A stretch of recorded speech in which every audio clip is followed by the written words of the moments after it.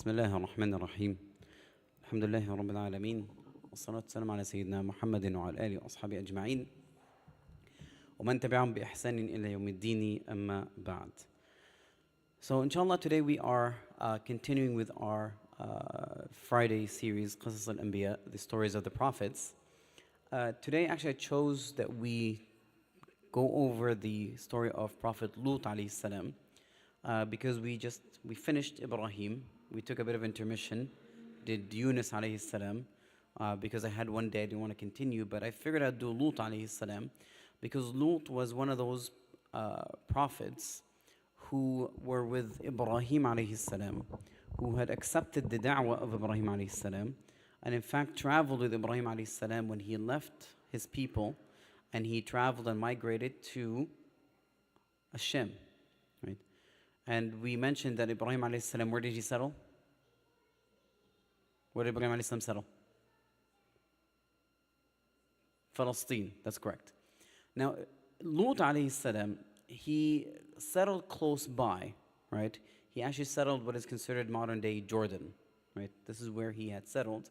And Allah subhanahu wa ta'ala had sent him to a group of tribes that were located in an area that was there. And what's interesting about the story of Lut alayhi salam, if you go over the story of Lut alayhi salam, unlike other or many other prophets, Allah subhanahu wa ta'ala does not mention the belief of those people, right? For example, when Allah subhanahu wa ta'ala talks about Ibrahim alayhi salam, he talks about how they performed polytheism, they worship the stars perhaps, or there was Nuh alayhi salam where they worship certain idols, or many other prophets that their tribes, Allah subhanahu wa ta'ala mentioned their belief system. However, if we look at Lut alayhi salam and his story, you don't find any of those things mentioned, but rather Allah subhanahu wa ta'ala specifically focused on one major act that they are involved in. And so essentially the main mission of Lut alayhi salam was to correct more of a moral behavior, right? That was highlighted. And this is important to understand because when our moral system is corrupted, then when our moral compass is not correct, we find that it is much easier for us to stray away so far that we don't realize what is right and what is wrong anymore. What is right for us becomes wrong, or what is wrong for us becomes right. So essentially everything is mixed up. And if we want to understand what the people of Lut alayhi salam really were engaged of, or the situation that they were involved in, we can look at 3 verses specifically, right? The first verse is what Allah subhanahu wa ta'ala mentioned in Surah Al-Shu'ara. Allah subhanahu wa ta'ala said, كَذَّبَتْ قَوْمُ لُوطٍ الْمُرْسَلِينَ إِذْ قَالَ لَهُمْ أَخُوهُمْ لُوطٌ أَلَا تَتَّقُونَ إِنِّي لَكُمْ رَسُولٌ أَمِينٌ فَاتَّقُوا اللَّهَ وَأَطِيعُونَ وَمَا أَسْأَلُكُمْ عَلَيْهِ مِنْ أَجْرٍ إِنْ أَجْرِي إِلَّا عَلَى رَبِّ الْعَالَمِينَ أَتَأْتُونَ الذُّكْرَانَ مِنَ الْعَالَمِينَ وَتَذَرُونَ مَا خَلَقَ لَكُمْ رَبُّكُمْ مِنْ أَزْوَاجِكُمْ بَلْ أَنْتُمْ قَوْمٌ عَادُونَ. So that is the first verse, where Allah subhanahu wa ta'ala mentioned that they specifically veered away from the bounty or that Allah subhanahu wa ta'ala had given them in the form of legislating spouses for them, right? Where Allah subhanahu wa ta'ala had mentioned in this verse. So when he mentioned in this verse, when Allah subhanahu wa ta'ala said, كَذَّبَتْ قَوْمُ لُوطٍ الْمُرْسَلِينَ, right? That the qawm of Lut, the people of Lut, they disbelieved in all the prophets, mursaleen. Because if you disbelieve in one prophet, you disbelieved in all the prophets. When their brother Lut told them, أَلَا تَتَّقُونَ, don't you have taqwa? إِنِّي لَكُمْ رَسُولٌ أَمِينٌ, I am a prophet that was sent to you in a state of Ameen, which means trustworthy. I'm a trustworthy prophet for you. فَاتَّقُوا اللَّهَ وَأَطِيعُونَ, have taqwa of Allah and obey me. وَمَا أَسْأَلُكُمْ عَلَيْهِ مِنْ أَجْرٍ إِنْ أَجْرِي إِلَّا عَلَى رَبِّ الْعَالَمِينَ, and I'm not asking you any sort of ajr, which means compensation. My recompense is from Allah subhanahu wa ta'ala, the Lord of the worlds. أَتَأْتُونَ الذُّكْرَانَ مِنَ الْعَالَمِينَ, أَتَأْتُونَ, which means you approach, right? The males from the creation. So this is where Allah subhanahu wa ta'ala, that first verse mentions the situation. وَتَذَرُونَ مَا خَلَقَ لَكُمْ رَبُّكُمْ مِنْ أَزْوَاجِكُمْ, and you leave what Allah subhanahu wa ta'ala had created from you, from spouses. بَلْ أَنْتُمْ قَوْمٌ عَادُونَ, but rather you are قَوْم عَادُون, which means transgressors. So Allah subhanahu wa ta'ala over here described them as transgressors. And another verse, Allah subhanahu wa ta'ala, right? So this is the first thing in the first verse mentions, أَتَأْتُونَ الذُّكْرَانَ مِنَ الْعَالَمِينَ, which means that they approach the males, right? And I'm going to obviously, inshallah, try to keep this as PG as I can. And hopefully, inshallah, this is kind of understood. And so in the second verse, Allah subhanahu wa ta'ala, He mentioned specifically their action, and He called it fahisha. He said, أَتَأْتُونَ الْفَاحِشَ مَا سَبَقَكُمْ بِهَا مِنْ أَحَدٍ مِنَ الْعَالَمِينَ إِنَّكُمْ لَتَأْتُونَ الرِّجَالَ شَهْوَةً مِنْ دُونِ النِّسَاءِ بَلْ أَنْتُمْ قَوْمٌ مُسْرِفُونَ. And so in the second verse, Allah subhanahu wa ta'ala, He said, أَتَأْتُونَ الْفَاحِشَ, which means you approach fahisha. Fahisha is usually used in the terms when we talk about major sins, but things that are more associated with spousal relations, essentially, right? أَتَأْتُونَ الْفَاحِشَ, but obviously this is not their spouses. These are individuals that really are married to. And so they said, أَتَأْتُونَ الْفَاحِشَ. Allah subhanahu wa ta'ala called it a fahisha. Fahisha is quite often underneath the category of major sin. And so Allah subhanahu wa ta'ala described it as fahisha, and then He specified more specifically, and then He said, well, actually He described it, He said, أَتَأْتُونَ الْفَاحِشَةَ مَا سَبَقَكُمْ بِهَا. No one before you had done this, right? So essentially, when this verse, it tells you that the people of Lut, they are the first individuals as large groups and societies to engage in such action as having relation with same genders, right? Allah subhanahu wa ta'ala said they have established this. We call it sodomy, I guess, right? They established this behavior. They were the first to do it. And then He said, إِنَّكُمْ لَتَأْتُونَ رِجَالَ شَهْوَةً. You approach men with lust, right? You approach men with lust without, مِن دُونِ النِّسَاء, rather than approaching the females. بَلْ أَنْتُمْ قَوْمٌ مُسْرِفُونَ. Musrifun is also something that's referred to a person who transgresses, which is also an individual who crosses the boundaries, right? And so this verse points out to something else, is that they didn't just approach same gender, but also this is something that is unprecedented for. This never happened prior to this, from the time of Nuh alayhi salam, from the time of Adam alayhi salam, until Lut's period of time. This was the first nation to heavily, in groups and large numbers, engage in something like this, right? And this is something that's of a huge calamity, by the way. When you start something and other people follow you in that, whether it's good, then you get the reward of it. If it's bad, then you also get the sin of it, right? And we understand this from the Sunnah of the Prophet ﷺ, but even other verses of the Quran, where Allah subhanahu wa ta'ala, when the Prophet ﷺ said, "Man sanna sunnatan hasana," whomever established a good sunnah, right? And people follow it, then lahu ajr, ajraha wa ajra man amila biha, then he gets the reward and the reward whomever acts upon it. And similarly, whoever establishes a sunnah sayyi'ah, right? A negative, a bad sunnah, which means way, then he has wizraha, then he has its sin, and the sin whomever acts upon it. And the Prophet said also, "Ad-dallu al khayrika fa'ilihi," the one who points to what is good is similar to the one who has acted upon it. طيب. Now, Allah subhanahu wa ta'ala, in the first verse, once again, He called them al-zalimin. Called them adun. And the second one, He called them musrifin. Now, in the third verse, Allah subhanahu wa ta'ala said, أَإِنَّكُمْ لَتَأْتُونَ الرِّجَالَ وَتَقْطَعُونَ السَّبِيلَ وَتَأْتُونَ فِي نَادِيكُمْ الْمُنْكَرَ. So in this third one, it adds even another level of what they did, is that He said also in addition, أَتَأْتُونَ إِنَّكُمْ لَتَأْتُونَ الرِّجَالَ وَتَقْطَعُونَ السَّبِيلَ. You approach men, right? Obviously within lust. But then He said, وَتَقْطَعُونَ السَّبِيلَ. تَقْطَعُونَ السَّبِيلَ, which means you raid, السَّبِيلَ, which people who pass by, you raid them. Okay? For what reason do they raid them? Whatever they did was the purpose was dedicated to the purpose to fulfill their desires. Okay? Which means that they used to raid, or they used to pirate these individuals that pass by them in order to fulfill their desires. Okay? وَتَأْتُونَ فِي نَادِيكُمُ الْمُنْكَرَ. And then your nadi, which means you're gathering, and you perform that munkar in your gathering, which means they publicly did this. This is something they also did publicly. It's one thing to perform a sin and keep it hidden, and something else to do it publicly. right? Those are two levels. When Allah subhanahu wa ta'ala conceals your sin, you still get a sin for it. But the problem with doing it publicly is that essentially you are also at the same time, in addition to performing that sin, you are calling others, encouraging them to perform that sin. This is why in our Sharia, one of the most important things is al-amr al-ma'ruf al-nahy an al-munkar, ordaining what is good and forbidding what is evil. We don't have this whole thing about mind your own business. No, when it's done publicly, then it becomes also my business, right? If it's done behind doors, that's something else. This is why, for example, also in Sharia, if a person is performing a sin behind closed doors, we don't spy, we don't pry, we don't do anything about it unless we actually hear about it from credible sources or they witness, like, they admit to doing something. But if it's done behind closed doors, we don't interfere with it. This is between them and Allah subhanahu wa ta'ala.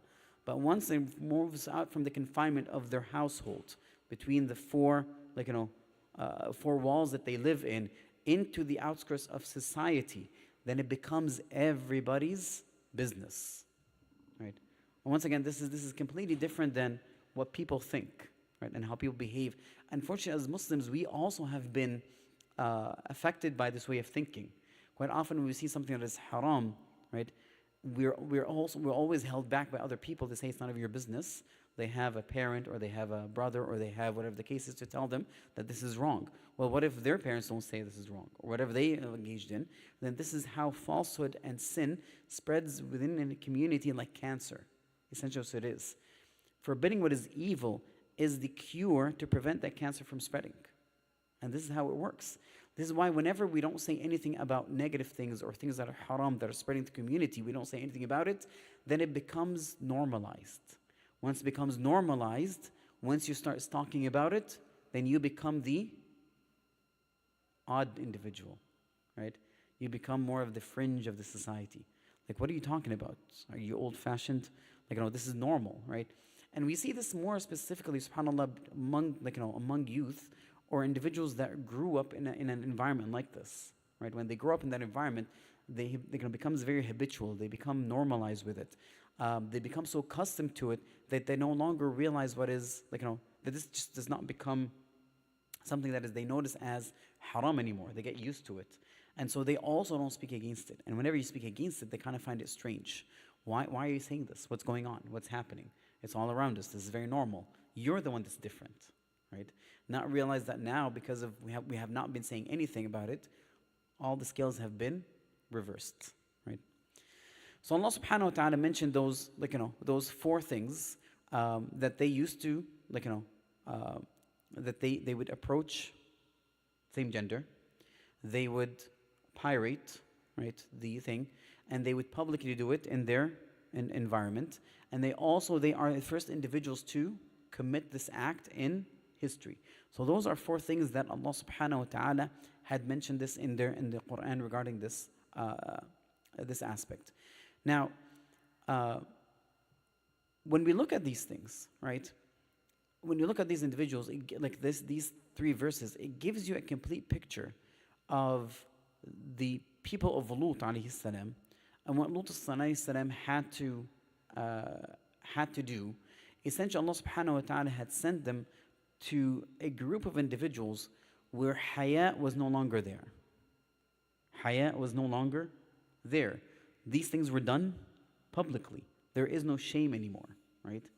And one of the, some people are asking, and it's kind of interesting, when we talk about haya, we talk about shame. And all the translation in English seems to have more of a negative connotation. Like when we say bashful or shyness or anything like that, those things are considered negative in the English language, right? But in Islam, haya is something that is actually beautiful, right? And the Prophet ﷺ, he said al-iman wal-haya, right? They come together, right? Wal-haya'u shu'batun min al-iman. Haya is a branch of iman. As iman increases, so does haya. Now, the reason behind this, as iman increases, haya increases, because the essence of haya is feeling shame that Allah would see you doing something that He would dislike. That is the core of haya, essentially, right? Once again, haya, the core of haya is that you feel ashamed that Allah subhanahu wa ta'ala would see you doing something that He dislikes. And so this is why as Iman rises, Haya also rises, which also means as Iman decreases, Haya decreases, right? They're proportional to one another. So Allah subhanahu wa ta'ala had sent Lut alayhi salam in order so he would address those individuals or a group of people that have left their haya. They lost this shame, right? They lost their way in terms of manners and morality. And so this was his job that he wanted to do to address this unfortunate loss of it. Now, what's interesting is that the response, and I'm talking about now over here, how scales in this situation, right, is inverted. When Lut alayhi salam was reminding them of the importance of purity, right, the importance of protecting the chastity, with the importance of keeping the norms of Allah subhanahu wa ta'ala's creation. Allah subhanahu wa ta'ala created this creation so that it would propagate, right? And it's out of that wisdom. That's why spouses are usually between males and females. Any sort of relations are meant to be in the confinement of a marriage contract between a male and a female. Anything other than that is contrary to the wisdom and would hinder the propagation of humans. Now, what the response of the people of Lut, and we're going to get later on also to the response or the debate and discussion that Lut alayhi salam had with them, is they said, أخرجوا آل لوط من قريتكم إنهم أناس يتطهرون. Right? They said, أخرجوا, which means kick out, right? Take them out. آل Lut, the family of Lut, or the followers of Lut, Lut and his followers, from your village. Why? إنهم أناس يتطهرون. They are people that يتطهرون, which means they purify themselves. Now, I want you to think about this a little bit, right? It's I have no idea how to describe it. The best way to describe it is the person who hasn't been showering and is disheveled, and is usually disgusted with the person who's clean, right? It's like, kick those clean people out, right? What are they? These are weird people, right? That's the closest imagery I can bring to our minds, because these individuals have been have been engrossed in sin and in filth for so long that when they see somebody who's calling to purification, it upsets them, right? They're upset by it. These are people that you think you're better than we are. What, you shower, get out of here, right? Essentially, that's what it is. So that's what they wanted to kick, Lut alayhi salam out. And so if you notice at it, that behavior, right, of having same gender relations became the norm, and having normal behavior relations became the odd behavior. And so people don't like odd behaviors. But this is the reality of what happened at the time of Lut alayhi salam with his people. And so what's important I want to point out over here is, how could this happen? And we see this nowadays. And by the way, what I have to mention is many of the things that the prophets have faced with their people, and a lot of the things that they try to remove, or the negative things they try to move from their societies and their people, they will always repeat themselves throughout history, right? And they will propagate throughout history. This is why one of the benefits of reflecting on the stories of the prophets, including the Prophet or Prophet Muhammad ﷺ, is that it gives us a glimpse or an idea of the different ailments that might spread in different societies, but also how to treat them. And so if you look at all the stories of the prophets, whether it's cheating, whether it's killing, whether it is false idols, whether it's sodomy, all these things you find in the stories of the prophets. And so these things that repeat themselves throughout history, right? Things that repeat themselves, and we need to learn from that, right? So that we can benefit from these stories, and how we can treat this, how we can find a cure for these things. Now the Prophet ﷺ, he had told us how some of these things would spread, right? And I'm doing a qiyas over here. And it happens by changing terminologies, right? Changing the name of things, the reality of things. And so, for example, the Prophet ﷺ, he said in a hadith, he said, لَيَشْرَبَنَّ النَّاسُ مِنْ أُمَّتِ الْخَمْرَ يُسَمُّنُوهَا بِغَيْرِ اسْمِهَا. That there will be a group of my ummah, they will drink khamr, alcohol, they'll drink it. Right? And so the companions were like, what do you mean they'll drink it? Like, aren't they Muslims? And so the Prophet ﷺ clarified, he said, they'll name it with other than its name. Right? And so any sin, for it to be propagated, it will always be labeled with things that seem to be a bit more pleasing. Right? Things that be more pleasing. So, for example, when they call to, sodomy rights, they would call it equality, right? Or human rights. It sounds nice, doesn't it? So, of course, they're not going to call it sodomy. They're not going to call it any other terms that seem to be negative. Like, for example, Allah subhanahu wa ta'ala called it fahisha, right?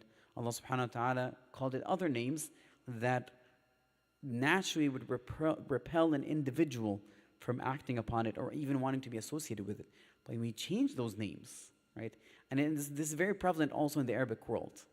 For example, nowadays they don't call it, when they want to, in Muslim countries, when they want to show ads of alcohol, they don't call it khamr. They call it spiritual drinks. Sounds nice, right? Spiritual drinks. I have no idea what kind of spirituality they're looking for, right? Huh? It's called what? La, Sheikh. No, that's another entire discussion, Sheikh. I would not call it mortgage, by the way, right? It's not called, by the way, if it's called Islamic mortgage, right off the bat, it is wrong, right? It doesn't work that way, right? It's called marketing. It's called falsifying, false information, false advertisement. But that's the reality of it, right? Once you change the names, that's why, when we say that Muslims need to reclaim the narrative, this is what we're talking about, right? We need to reclaim the narrative. We should not have others control the narrative and force us to conform to it. No, we need to dictate what the narrative is.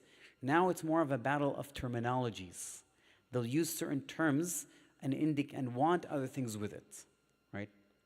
When they say human rights, what do they mean by it? And the funny thing is, do they truly uphold human rights or only when it suits them? For example, whatever happened to human rights in Gaza? Where are those rights, right? What happened to when they call for women's rights and children's rights? And when they do that in the Muslim countries, is because they want the sisters to leave the whole dynamics of the Islamic household vision of it, and essentially leading to divorce and abortions and all these things. They consider that human rights, but when you really need those human rights for the killing of innocent women and children, it's no longer there, right? This is why we talk about the narrative and terminologies. You have to be careful. And so when you look at the story of Lut alayhi salam, one of the ways this spread, sodomy had spread, is because of this battle of terminologies, right? And this is something, by the way, the shaitan does, right? The shaitan would adorn certain things by changing the terminologies, right? Using pleasing terminologies. And that's how, for example, he had tricked Adam alayhi salam, right? He promised him with things that are beautiful, right? Those things that, وَمُلْكٍ لَا يَبْلَى, a kingdom does not end, right? طيب. Now, Prophet Lut alayhi salam, when when we're talking about this behavior, Allah subhanahu wa ta'ala mentioned how Lut alayhi salam responded to that action, right? He said, إِنِّي لِعَمَلِكُم مِّنَ الْقَالِينَ. Inni, I am, li'amalikum, to your actions, لَمِنَ الْقَالِينَ, is from those who detest it. Right? So al-qalin is like not just hatred, it's like severe hatreds. And so Prophet Lut alayhi salam did not buy into this whole thing of freedom. I can do whatever I want, mind your own business. But rather, Lut alayhi salam, what did he do? He publicly declared and openly spoke about this behavior, and he said, I detest this behavior. He declared his hatred to it. And this is a form of forbidding what is evil. Right? He didn't say, I hate you individually, But he said, I detest your actions, right? Now, this is something interesting nowadays in modern ways of thinking.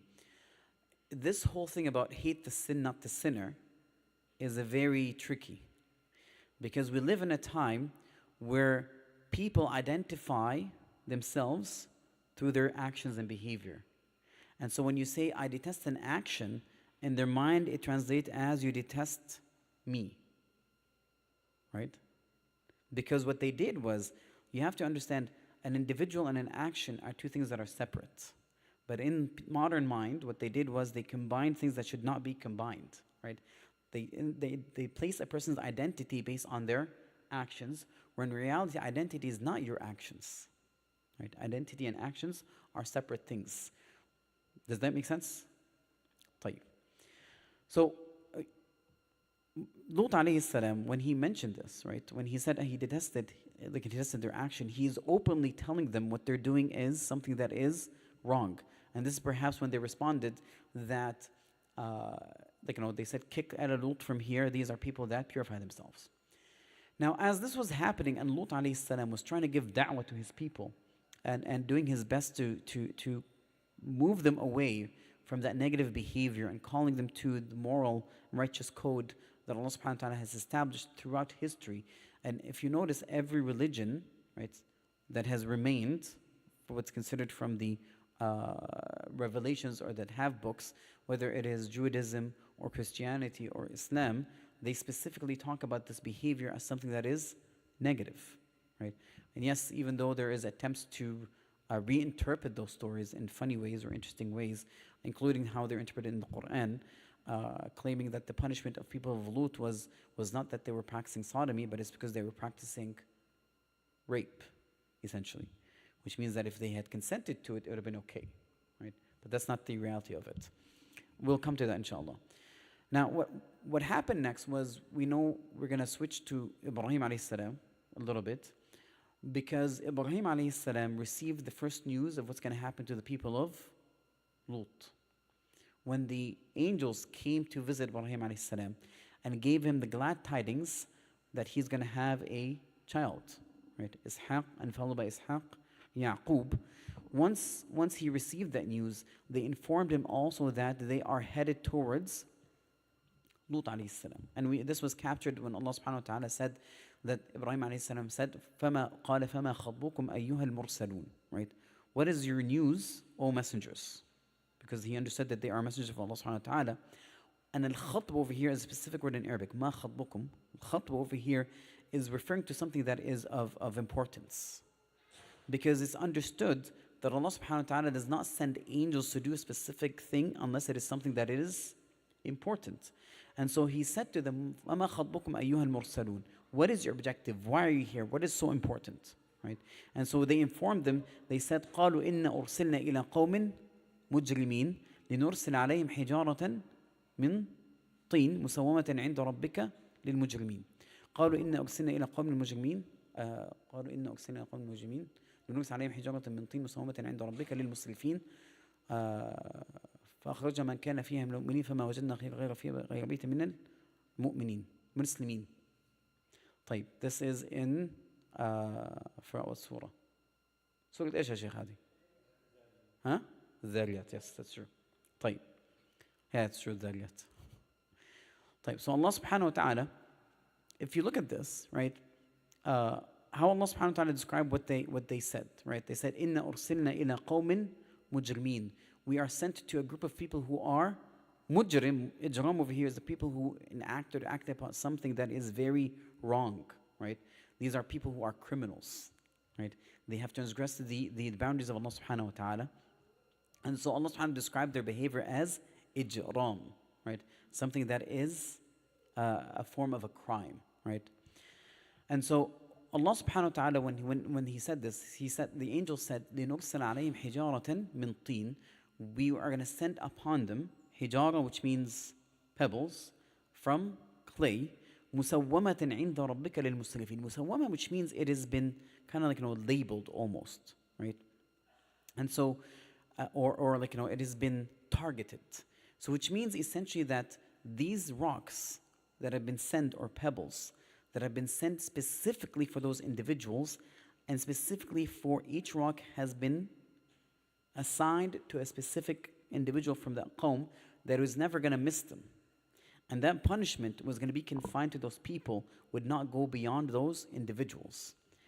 What is meant is that Allah subhanahu wa ta'ala is sending upon them something that was not going to miss them. Each one of them had something coming towards them because of their actions. And it would not go beyond this. So this was the punishment of Allah subhanahu wa ta'ala to them. And if you notice, this is something that is very organized. It's not just showering things on them, but these were targeted, right, to specific individuals. And so each individual, by their name, had a rock that had their name on it, essentially. And so Allah subhanahu wa ta'ala, when he informed Ibrahim alayhi salam with this through the angels, Ibrahim alayhi salam's first reaction was, قَالَ إِنَّ فِيهَا لُوطًا. Right? He said, in that, there's Lut there. Now, here's the question. Was Ibrahim alayhi salam, right? Well, first of all, okay, so remember, this news came after the news that he was going to have a child. Now remember, Ibrahim alayhi salam, by that time, this is his second child. He was at the age of 100-something, right? And when you receive the news of that child, obviously it's a happy news, but that news of the people of Lut being punished seemed to have erased his memory, right? Or the glad tidings or the happiness he had for that news that he's having a child. He immediately got preoccupied with the people of Lut. Now, subhanAllah, this is something, like, so essentially his heart became occupied by that. And this is the nature of Ibrahim alayhi salam. And this was the nature actually of every prophet and every righteous individual, that they have concern for others.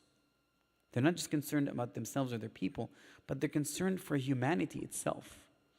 And when Ibrahim alayhi salam, he said, "Inna fiha Luta," right? There lies Lut. He was not concerned about Lut himself, because Ibrahim alayhi salam knows that Allah subhanahu wa ta'ala will always save the prophets. So essentially, when he was saying there is Lut there, what did he intend? The people of Lut, right? He wanted to save, essentially, or delay the punishment from befalling the people of Lut, so that Lut alayhi salam would have perhaps more of a chance and time to give da'wah, perhaps that these people might accept it. And this is how they generally, like the prophets, deal with all the followers, or generally, right? That the whole aspect of mercy. And as believers, this is how we're supposed to look upon the non-Muslims, right? We should have compassion towards them, feel sorry for them, want guidance for them, right? And this is something that the Prophet ﷺ also did in his seerah. When the people of Ta'if, right, they had thrown stones on him, and Allah subhanahu wa ta'ala sent an angel of the mountains that he can collapse the mountains on them. The Prophet ﷺ said no. Perhaps maybe that Allah subhanahu wa ta'ala would send Muslims from their lineage. And then he also made dua for his own people. He said, "Inna qawmi la ya'lamun." They don't know what they're doing, right? Allah subhanahu wa ta'ala have mercy on them. They don't know what they are doing. And so this is how we should behave also, like Lut alayhi salam, like Ibrahim alayhi salam, like the Prophet sallallahu alayhi wasallam, that we actually have that compassion to the Muslims, but also the non-Muslims. Our mission is to save humanity, not destroy humanity, contrary to whatever the opponents of Islam want to say about us. The reality is we don't desire bloodshed. We don't desire death, right? On the other hand, we want to save everybody. That's why we do da'wah. That is why we do da'wah. If we didn't care about them, why should we do da'wah?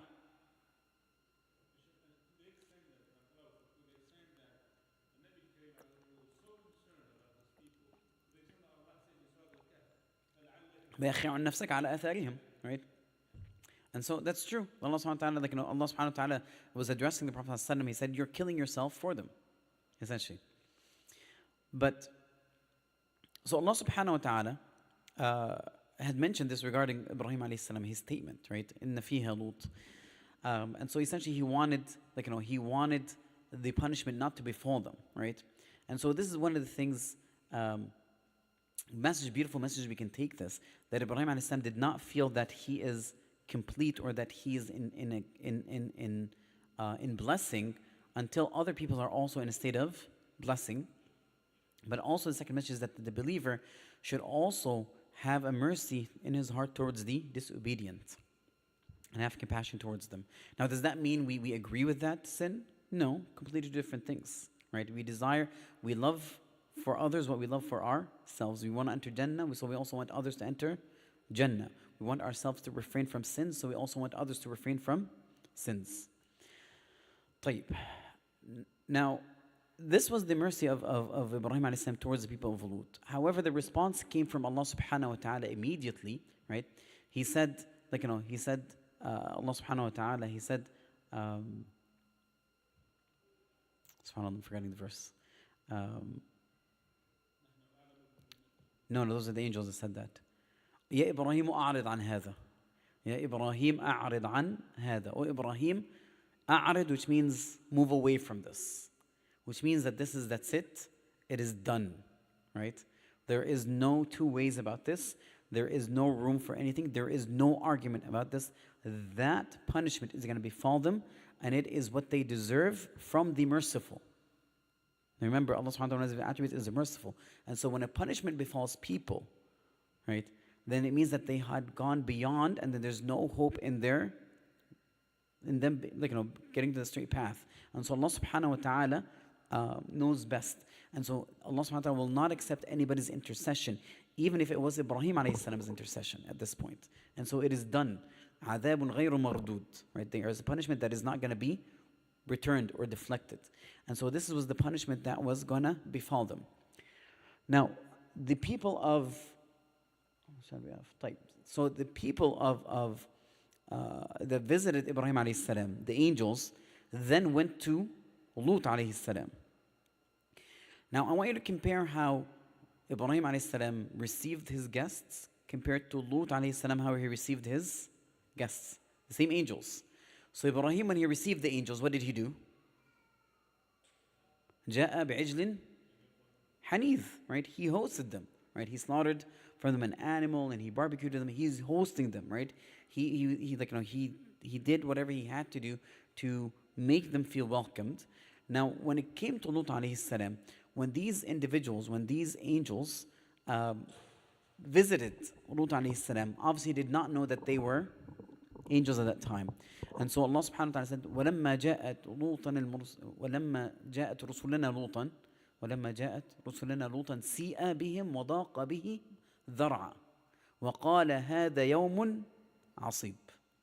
So when the messengers of Allah, the angels in the form of human beings, came to Lut, سِيءَ بِهِمْ وَضَاقَ بِهِمْ ذَرْعًا, right? ضَاقَ, which means he was constricted. He felt constricted. He felt uncomfortable. He felt, I don't want to say the word upset. Kind of when your heart is kind of gripped, when you are not happy with something, right? This is how he felt when they visited him. Now, we know that Lut alayhi salam is a prophet, and obviously he knows the etiquettes of hosting individuals. But why did he react that way? Sorry? Because he was scared for them, right? Because his people were people of immoral behavior. They would, for them, a new group of men visiting the town is like a feast for them, right? They're like animals that would feast on something like this. They didn't care about consent or not consent, whatever the case is. When somebody came by, they were men, they wanted to have their way with them, right? And so Allah subhanahu wa ta'ala described, وَجَاءَهُ قَوْمُهُ يُهْرَعُونَ إِلَيْهِ, right? And so yuhra'un, which means that they hastily ran towards, when they heard that there's men, like handsome men visiting Lut alayhi salam, right? وَمِن قَبْلِ كَانُوا يَعْمَلُونَ السَّيِّئَاتِ, and before that they used to perform sins, which is approaching the same gender. قَالَ يَا قَوْمِ هَؤُلَاءِ بَنَاتِي هُنَّ أَطْهَرُ لَكُمْ فاتقوا الله ولا تخزوني في ضيفي أليس منكم رجل رشيد قالوا لقد علمت ما لنا في بناتك من حق وإنك لتعلم ما نريد قال لو أن لي بكم قوة أو آوي إلى ركن شديد. So the translation of this, or the meaning of this, and so when the messengers came to Lut alayhi salam, and he felt that dhiq with it, and his people came running to them, and they used to perform these sins before, and he told them, "O my people, here are my daughters, they are pure for you, have taqwa of Allah subhanahu wa ta'ala, and don't disgrace me in my guests. Isn't there among you a wise man, Rajul Rashid?" They told him, "You know that we have no interest or desire in your daughters, and you know what we want." Right? Which means that this is the default now. You should know this. Like, why are you even thinking about this? You know what we want. This is the norm, right? And he said, if I had strength, right, or support that I could lean on. So this is the first verse that kind of mentions this, of that whole discussion that he had with his people. The second verse is Allah subhanahu wa ta'ala said, فَلَمَّا جَاءَ آلَ لُوطٍ الْمُرْسَلُونَ. So when the people, like the family of Lut, the messengers came to them, قَالَ إِنَّكُمْ قَوْمٌ مُنْكَرُونَ. You are people I don't recognize. قَالُوا بَلْ جِئْنَاكَ بِمَا كَانُوا بِهِ يَمْتَرُونَ. We came to you with what they were denying, right? وَأَتَيْنَاكَ بِالْحَقِّ وَإِنَّنَا صَادِقُونَ. And we came with what is the truth, and we are honest. And the third verse, وَجَاءَ أَهْلُ الْمَدِينَةِ يَسْتَبْشِرُونَ. And the people of the town, they came يَسْتَبْشِرُونَ, which means that they were happy with the news, right? قَالَ إِنَّ هَؤُلَاءِ ضَيْفِي فَلَا تَفْضَحُونَ. Lut alayhi salam said, these are my guests, so do not تفضح, which means what? فضيحة, which means disgrace, right?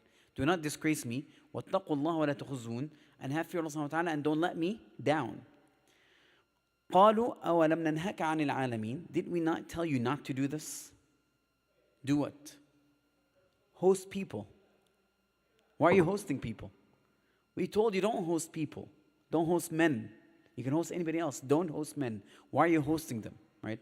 And so Ibrahim alayhi salam said, قال هؤلاء بناتي إن كنتم فاعلين. These are my daughters if you are willing. لعمرك أنهم لفي سكرتهم يعمهون. Allah subhanahu wa ta'ala swore by the life of the Prophet. He said they are in their intoxication, blinded by their intoxication, right, of their desires, wallahu alam. And so this is the conversation that happened between Lut alayhi salam and his people. And there's several things we want to point out, right? So the first is, we talked about it, is how upset, right, or how much dhiq that Lut alayhi salam felt and why. We talked about that. The second one is how the people, or that the people of Lut alayhi salam, they knew of the guests of Lut alayhi salam. The third is the way that Lut alayhi salam wanted to, tell his people, yanharhum, which means tell them to move away from that sin, right? To move away, like his discussion with them. And then the fourth thing is the insistence of the people of Lut on acting upon that behavior, right? So we talked about the first one, right, of why Lut alayhi salam did not feel very well about this, right? He did not feel happy about this. Now, the angels themselves, by the way, they told Lut alayhi salam, once he felt that, he said, "Inna rusul rabbika lan yasilu ilayk." We are the messenger of Allah, they will not approach you. Which means calm down, right? Settle your heart. Don't worry about us. We are messengers, they're not going to be able to do anything to us. But let's move to the second thing, right? When the people of Lut found out that there are handsome men visiting Lut alayhi salam, right? They used to watch the roads. They used to watch the passageways so that they would raid the people and take the men and fulfill their desires, right? And Allah subhanahu wa ta'ala, described once again how they came to Lut. They came running, right? Pushing one another, right? As if, when hungry people are fighting for food? It's almost like that. They push one another, right? Who's gonna, I guess, get there first, right? Unfortunately, this is how it is. Now, they had no regards to Lut alayhi salam as a human being. They had no regards to his belief system. They had no regards to his prophethood, and they had no regards to his hosts. So this is when I talk about when people engage in immoral behavior, there no longer becomes any sort of morality. It is done. There's no more right or wrong. Whatever matters is the desire. And anything is okay in that frame to fulfill your desire. Whatever you need, right? And whatever morality becomes, it shifts to whatever you think is suitable that would allow you to act upon it and would not prevent you from fulfilling your desires. And I'm just saying we don't have to go look very much. Like we live in a modern time that this is the norm now, right? طيب. And so they were happy with this. They called to one another. Allah subhanahu wa ta'ala, if you notice, when He described that they are running, that they're hasty, He did not describe what they wanted. Did Allah describe what they wanted? No, He didn't. Because it was so foul, so negative, Allah subhanahu wa ta'ala did not describe it, but it's understood. Why are they pushing one another? Why are they going forth? And all He said, وَكَانُوا مِن قَبْلِ يَعْمَلُونَ السَّيِّئَاتِ. And before that, they used to perform السَّيِّئَات, which is sin, which is what Allah subhanahu wa ta'ala had provided for. Now, the third thing that I wanted to touch on was how Lut alayhi salam, the different means he took in order to kind of repel them and try to tell them to stop or move away from that sin, right? The first thing he tried was being lenient with them, right? Using a very soft tone, right? A very gentle way with them, like the majority of prophets of how they did this. Similar to how Musa alayhi salam, for example, when he spoke to Fir'aun first, Allah subhanahu wa ta'ala ordered him, and Harun, وَقُولَ لَهُ قَوْلًا لَيِّنًا, right? Speak to them in a gentle way. And so Musa alayhi salam was gentle with them. And how he did that was he said, إِنَّ هَؤُلَاءِ ضَيْفِ فَلَا تَفْضَحُونَ وَاتَّقُوا اللَّهَ وَلَا تُخْزُونَ. These are my guests, do not disgrace me. And have taqwa Allah subhanahu wa ta'ala, and do not let me down. That's a very gentle way of saying stop that sin, like, back off. These are my guests, do not embarrass me in front of them, right? Do not disgrace me in front of them. And so that is the gentle way of using it. And then the second one, when they when they seem to not backing away, the second thing he asked it through a question, right? He said, أَلَيْسَ مِنْكُمْ رَجُلٌ رَشِيدٌ. Isn't there any sort of a wise individual among you that would tell you to back off? Right? Isn't there a person who is sound in mind to look at what you guys are doing and see what you're doing is wrong? Right? And so Lut alayhi salam is telling them that they are not behaving in a wise manner. Isn't there a man enough that has wisdom to tell you otherwise? So this is the second thing he said. Now the third is that he wished that he had the strength, right, or the strength or the support to face them. Now you have to remember, this is Lut and many people. And that's why he said, لَوْ أَنَّ لِي بِكُمْ قُوَّةً أَوْ آوِي إِلَى رُكْنٍ شَدِيدٍ. And so the people of tafsir, they said, الرُكْنِ الشَّدِيد, which means like a pillar, shadid, which is a strong pillar, is referring to al-ashira, which means tribesmen, that he could depend on, that they would support, right? Or that me, myself, I have the strength to face you. But this tells you and indicates how Lut alayhi salam had felt at that time, that he is unable to push them back, like in the weak situation that he was in, because they were large in numbers. And so this is what he was hoping for, right? And so he mentioned this out loud. And unfortunately, it comes to times where people only understand the language of power and strength. And that's the reality, right? When it comes to politics, when it comes to, political relations, it is the language of power and strength.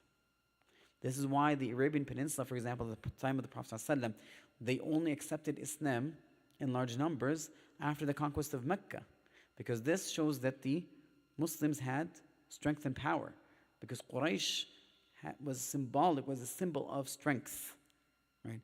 Once it collapsed, it means who's stronger? The Muslims. And so they understood, the other tribes, peninsula tribes understood this, and they understand the language of strength, and so what did they do? They submitted. Right? Sometimes this is what you need. And that's why Allah subhanahu wa ta'ala always, said, prepare yourself, right, with anything that would strengthen you, with all means of strength, which means everything, whether it is knowledge, whether it is technology, whether it is wealth, whether it is manpower. Those are forms of strength that help people achieve goals, right?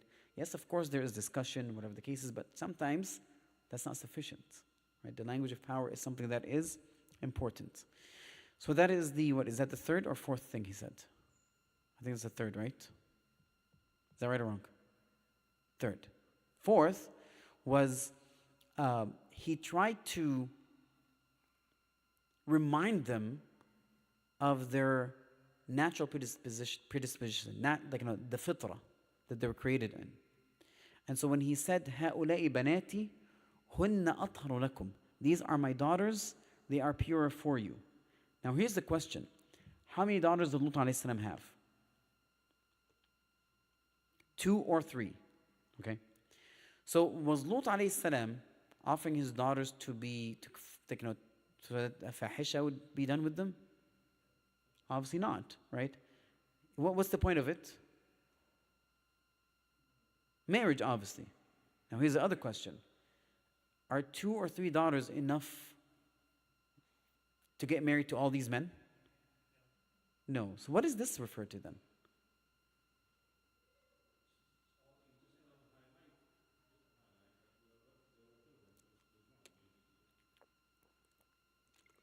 So there are 2 opinions of the scholars regarding this.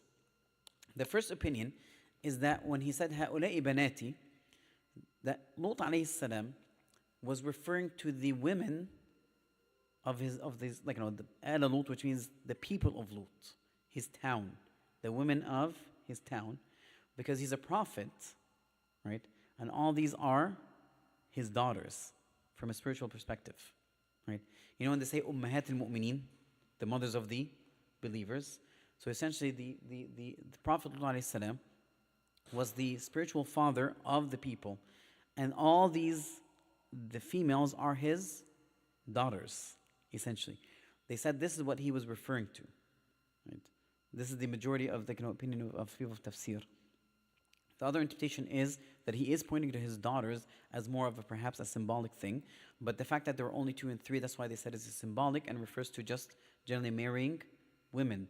That these are Allah subhanahu wa ta'ala had created you, these, your spouses, females, to get married to them. He is reminding them of their natural predisposition, what Allah subhanahu wa ta'ala created, the norm that Allah subhanahu wa ta'ala created this world upon, and how it's supposed to be.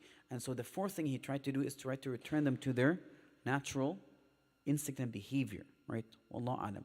However, none of this apparently worked, right? So remember, he said that تَأْتُونَ الذُّكْرَانَ مِنَ الْعَالَمِينَ وَتَذَرُونَ مَا خَلَقَ لَكُمْ رَبُّكُمْ مِنْ أَزْوَاجِكُمْ بَلْ أَنْتُمْ قَوْمٌ عَادُونَ, right? So he said, he reminded them, he said, you come and approach the men or the males from the creation, and you leave what Allah subhanahu wa ta'ala created to from females. You are people who are transgressors, right? And so these are the 4 methodologies that Ibrahim alayhi salam, in that conversation that he wanted to have with his people. Now, did they say, okay, we're going to leave? No. They said, what are you doing? You know what we want, right? And so what did they do is they insisted, right? They insisted on performing that sin, right? They insisted and they held their ground that they wanted what they wanted. They said, لَقَدْ عَلِمْتَ مَا لَنَا فِي بَنَاتِكَ مِنْ حَقٍّ وَإِنَّكَ لَا تَعْلَمُ مَا تُرِيدُ. You know that we don't have no need in those daughters. We have no need for them. You know what we want, right? We want to have our way with those guests that you have, right? And in fact, that's why they told him, did we not, forbid you from hosting men before? Because if he hosts men, essentially this becomes a barrier between them and the hosts. They don't want him to host men, right? They want him to leave them outside so they can have their way with him. And so once again, this is when the angels, they said to Prophet Lut alayhi salam, we are the messenger of Allah subhanahu wa ta'ala. They will not get to you. All right, so we have, how many minutes left? But 25 minutes? No. 25 approximately, 28 minutes. طيب, we can go into the last part or we can leave it to later on, depending on how long you guys want to have your chai for. It's up to you. I'm going to leave this, I'm going to practice democracy today. So, do you guys want to continue or? طيب, خلاص, we'll finish Salud alayhi salam. So then is it adhan time already? Is it? طيب. Can somebody make the adhan, please? Can somebody make the adhan? Ya Sheikh, adhan. تفضل.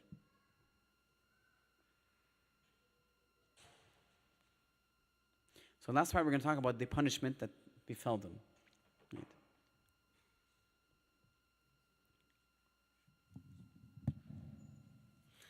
Allahu Akbar, Allahu Akbar. Allahu Akbar, Allahu Akbar. Ashhadu an la ilaha illallah. Ashhadu an la ilaha illallah. Ashhadu anna Muhammadan Rasulullah. Ashhadu anna Muhammadan Rasulullah. Hayya ala salah. Hayya ala salah. Hayya ala al-falah. Hayya ala al-falah. Allahu Akbar, Allahu Akbar. I don't want to. La ilaha illallah. So I practiced democracy today. I said, do they want chai or continue? They said they want to continue. Is this recorded so I can clear my grounds? I'm not preventing you from your chai. It was your choice. Like, Allah subhanahu wa ta'ala, when he was talking about the people of Lut alayhi salam, he specifically mentioned, فَمَا وَجَدْنَا فِيهَا غَيْرَ بَيْتٍ مِنَ الْمُسْلِمِينَ. Right? We only found one household that are believers. Which means that the entire people of Qawm Lut did not believe except one household, and that's the household of Lut alayhi salam.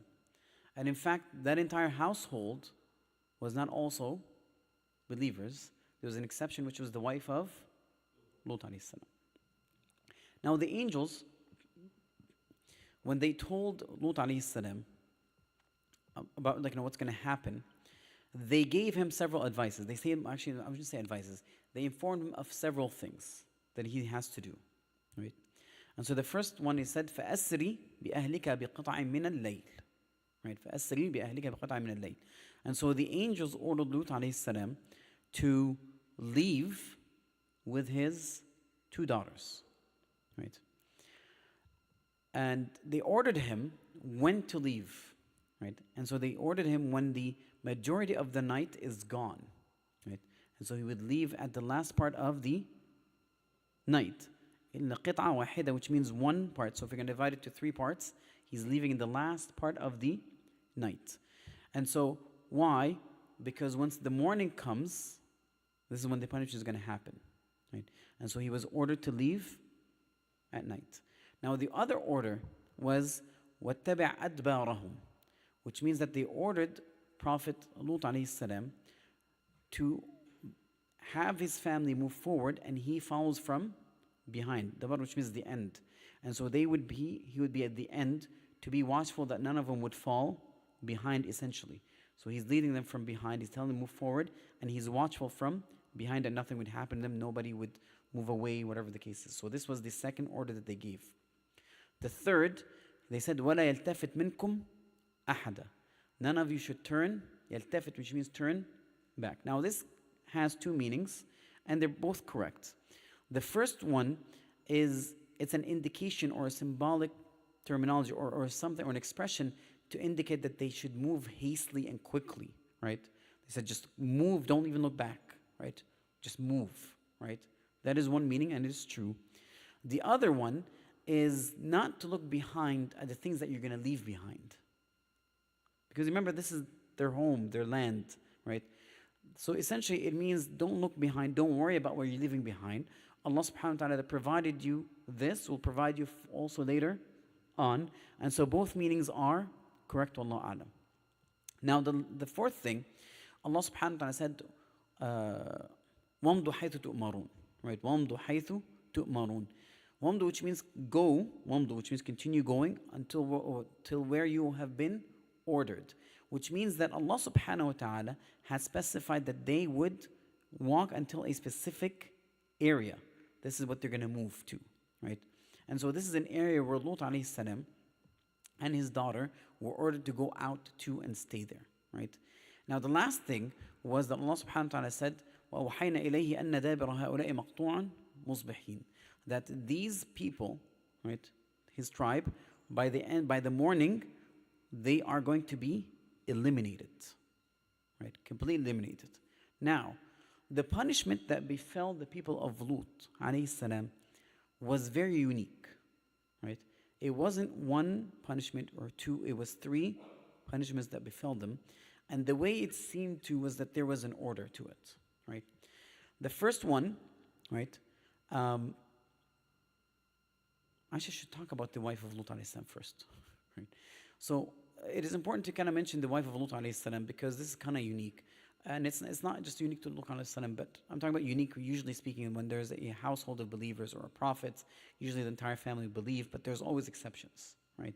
And so for like the two exceptions that were mentioned in the Quran were the wives of Nuh and the wife of Lut, right? وَاضْرِبْ مَثَلًا الَّذِينَ كَفَرُوا امْرَأَةَ نُوحٍ وَامْرَأَةَ لوط كانتا تحت عبدين من عبادنا صالحين فخانتاهما, right? And so they betrayed them. Now what was that betrayal? It was betrayal in belief, right? Betrayal in belief. And it said that the betrayal of the wife of Lut alayhi salam was a betrayal in two forms. Betrayal in belief, but also betrayal is that she would point to the men of her countrymen when other men would come in. She would tell them, hey, there's men here, there's people coming here. Because this is how perhaps they found out about the guest of Lut alayhi salam. She seemed to might have informed them, and so this was another betrayal. But there's an important lesson from this is to learn is that being with righteous company is beneficial, but is only beneficial when you are not righteous, when you're prepared for it, right? So individuals that don't want to follow, right, they don't intend to, no matter what kind of pure environment you put them in, they still function as the weed in that area, right? That's why, for example, the son of Nuh alayhi salam, like, this is like there is no better role model than a prophet who's a father, but his son was still a disbeliever, right? That's it. There's nothing we can do about it. And so, subhanAllah, this tells us that, yes, it is important to, the Prophet ﷺ had advised us, and even Allah had advised us to keep ourselves in righteous company. But this would only really have its effect when we ourselves are prepared and willing to be affected by it. Right? As human beings, we're naturally affected by our environment. This is natural. But some people themselves from inside, they are ready to follow one or the other, right? And ready to block one side or the other, right? Wallahu alam.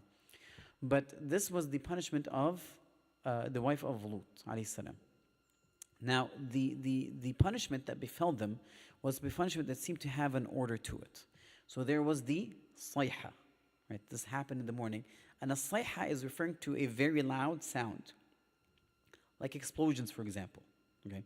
Now, if a group of people that live in a country and they hear like loud sounds outside explosions, what are they going to do? They're going to run out, right? Naturally, they're going to run out. And so when they all ran out, the second wave of punishment came in, which was the stones, right? They would afflict them and hit them, right? Now the third one was insufficient. Allah subhanahu wa ta'ala said, فَجَعَلْنَا عَلِيهَا سَافِلَهَا, right?